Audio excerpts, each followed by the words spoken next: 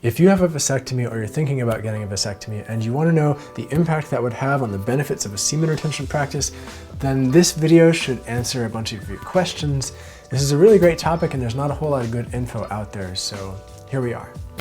The short answer is that yes, if you have a vasectomy, there are still a lot of benefits you can get from doing a semen retention practice, and in this video we're going to talk about all of them, from the neurochemical down to the genitals and back again.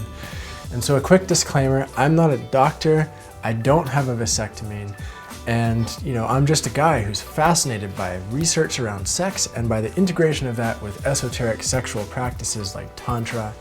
And to create this video, I specifically interviewed about 30 guys who have vasectomies to understand their experience, and I did a bunch of research too. To create a good understanding of semen retention and vasectomies, we're going to start in a commonly understood biological process and work backwards. So, the ejaculatory orgasm. When you have an ejaculatory orgasm, you expel semen through your penis, and we can all agree on that. But this semen is actually a composite fluid that's made from different parts of your reproductive system. For example, it comes from your seminal vesicle, it comes from your prostate, it comes from your bulbourethral glands, and it comes from our testicles and our epididymis too, which is what most of us guys think of as the actual reproductive part of our genitals. But interestingly, the vast majority of our semen is not sperm, and sperm is the actual thing, that swims, that can fertilize an egg inside of a woman. I'm talking about 95 to 98% of the fluid that you ejaculate is not sperm. And this is why when you have a vasectomy, your ejaculate looks and feels identical to how it did beforehand, because it's still essentially the same fluid coming out. For a comprehensive example, let's look at the diagram again. Your seminal vesicle is responsible for 50 to 65% of the overall volume of your ejaculate. And in that is a lot of fructose, which is essentially the energy source for your sperm. Your prostate is responsible for about 20 to 30% of the volume of your ejaculate. And in your prostate are a lot of enzymes that lead to the liquefaction of your semen, which basically means this is what turns your semen into a liquid. And your bulbourethral glands are responsible for about 5% of the overall volume of your ejaculate. And this is composed of mucoproteins that help to lubricate your urethra and neutralize any acids left over there from urine. And finally, we get to the testicles and the epididymis. And these are responsible for just 5% or less of your overall volume of your ejaculate, and this is where the sperm comes from. So when you have a vasectomy, the surgeon cuts your vas deferens, and these are the tubes that come from your testicles into the rest of your ejaculatory system to mix the sperm with your semen. And so when they're cut, no sperm comes through. And after the vasectomy, you still have the same ejaculatory orgasms that feel great. You still have the same fluids that come out. The only difference is you just don't expel sperm because those tubes are cut, and you don't have to worry about getting your partner pregnant, which is awesome. Your body still produces the sperm, but they just stay in your testicles and get reabsorbed easily into your body. So that brings up the question, how does semen retention play into all of this? And some traditions have said that since your sperm literally has the ability to create new life, that when you let it go through an ejaculatory orgasm, you're letting some of your vital life force energy go. You're letting some of that ability to create new life go. And after that, you experience a loss of energy that you have to recover from, because you have to get that vital life force energy back. And so if this were completely true, then if you had a vasectomy, hypothetically, you should be able to just ejaculate and be fine. And you wouldn't have a refractory period, you wouldn't have a loss of energy, you wouldn't lose interest in sex, you'd just keep going, have another one, have another one, have another one. But that's not the case. In the 30 guys that I talked to who had vasectomies, they all still experienced refractory periods. And if they had multiple ejaculatory orgasms in a short period of time, then their overall desire for sex would drop for a few days, and they'd be content to just sleep. So there's something else going on here. Many men who have vasectomies still practice semen retention because they still have that loss of energy that happens after an ejaculatory orgasm. So what is it that actually happens there? Is it the loss of nutrients that are in your semen through an ejaculation? There is calcium, magnesium, potassium, zinc, fructose, glucose, protein, citrate, and lactic acid in your semen. And some people say that the loss of these nutrients is the reason you have to take time to replenish your body and is the reason for that crash. But really we're talking about trace amounts of nutrients. And if somebody were to go down on you and swallow your ejaculate, they wouldn't even get a single calorie from that. So it's just a very, very tiny amount that we're talking about here. Now you could make the argument that the fluids that are released through an ejaculation are special fluids that take the body, take a lot of extra energy from the body to create. And maybe there's some truth to that. But there's another huge thing that's happening here that we haven't talked about yet. And that is when you have an ejaculatory orgasm, your brain lights up like fireworks and you release a flood of neurotransmitters and hormones into your brain and central nervous system and entire body. You get the rush of dopamine and serotonin that give you that orgasmic, blissful feeling. You get flooded with oxytocin, which gives you that deep feeling of connection and bonding with your partner and the amazing feeling of complete sexual satisfaction.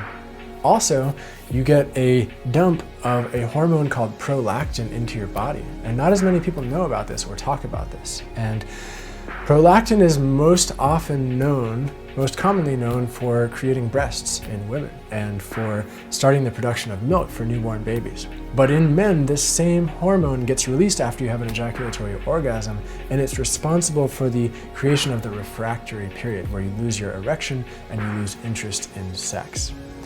Add on to that there's some research that has shown that after you have an ejaculatory orgasm, your system's ability to produce dopamine gets suppressed for a few days and even possibly up to a couple weeks. And dopamine is one of the neurotransmitters that is responsible for building sexual desire, for leading to you wanting to have sex with somebody and having sex and having that fulfillment. So when that's suppressed for a while, you're not going to want sex as much. And from an evolutionary perspective, this kind of makes sense. Once you have an ejaculatory orgasm, you've completed your mission as a reproductive animal. You are perpetuating the species and your body says, all right, you can rest now, you can relax.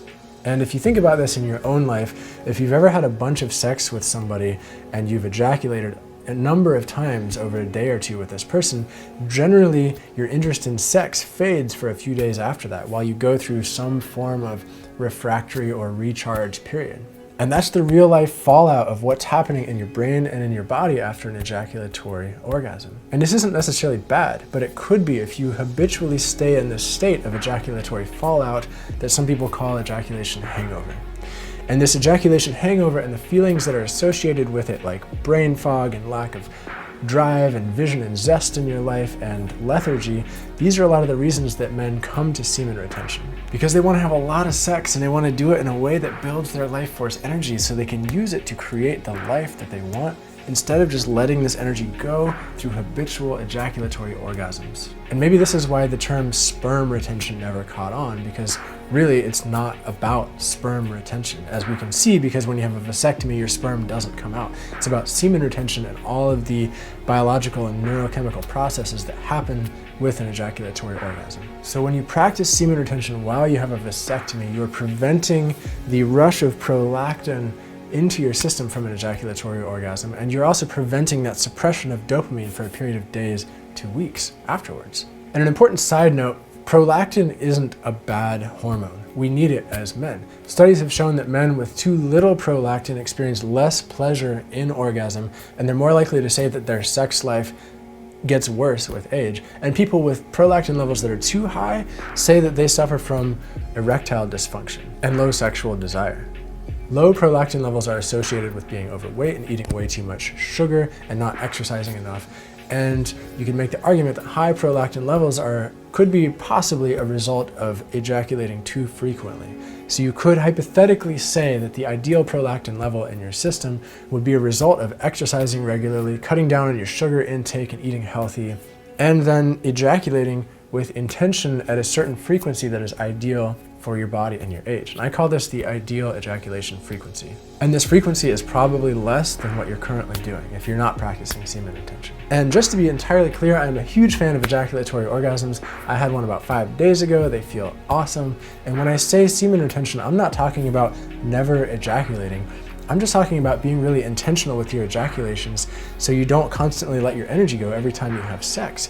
And learning to have a new, different kind of orgasm that is non-ejaculatory, that feels amazing and can last much longer. So I'm a fan of all of that stuff and ejaculatory orgasms. Some people have this idea that I'm anti-orgasm, and I'm not at all. Pro-orgasm, pro-pleasure, pro all that stuff, and pro-intention. To recap. That was a lot of words.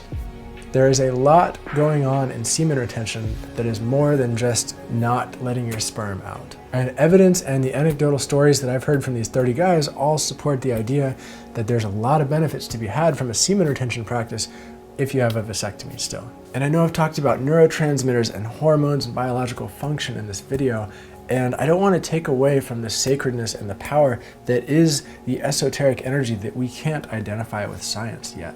You know, maybe we will never be able to identify this with science. And so when I say that you're letting your energy go, that still applies to the suppression of dopamine, and that still applies to not letting your system being flooded with prolactin, because energy is you. You are energy. Energy is in your body. It's in my body. And the way our brain and body acts and reacts to life is a function of energy in the physical form. But the truth is, to fully believe this stuff, you have to try the practice for yourself and feel the benefits in your own body. So if you want to try that, if you want to try semen retention in a holistic way that merges practical action with esoteric wisdom from these sexual traditions like Tantra and Taoist sexuality, sign up for my free 7-day semen retention challenge. It's an awesome training and thousands of guys have done it so far. I'll put a link beneath this video. If you want to learn how to have those non-ejaculatory orgasms, there's some resources in the, not the comments, in the info section beneath this video too. And if you've liked this video, please click the like button because that'll help more people find it. And if you're a guy who has had a vasectomy and you want to share some of your stories so other guys can hear from you, please leave a comment below because I'd love to read that and I'm sure other guys would too. And thank you for being here. Yeah, what a treat to share this with you. I will see you next time.